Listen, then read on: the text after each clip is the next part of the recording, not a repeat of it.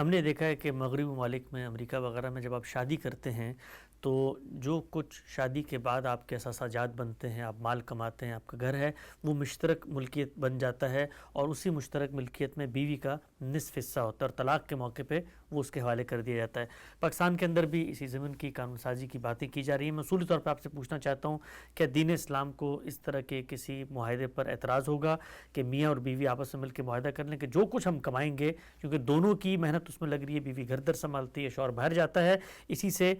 جو مال پیدا ہوتا ہے، تو جو کچھ پیدا ہوگا وہ آدھا آدھا ہوگا۔ نکاح ایک معاہدہ ہے، قرآن نے خود اس کو میثاق غلیظ کہا ہے۔ اس میں ہر شخص کو یہ موقع دینا چاہیے کہ دونوں کے مطالبات کیا ہیں وہ نکاح کے موقع پر لکھ لیے جائیں۔ اس وجہ سے اگر نکاح کے موقع پر یہ طے ہو جاتا ہے تو اس میں شریعت میں کوئی چیز مانے نہیں ہے۔ یہ تو کوئی آدمی اپنی ساری جائیداد دیتا ہے، وہ یہ لکھ دیتا ہے کہ میری بیوی کا سب کچھ ہوگا، یا بیوی لکھ دیتی ہے کہ جو میں کماؤں گی وہ بھی شوہری کا ہوگا، تو اس کا آزادانہ حق اللہ تعالیٰ نے ان کو دیا ہے۔ اس طرح کی چیزیں اگر معاہدے کا حصہ بنا دی جائیں، اس پہ کوئی اعتراض نہیں۔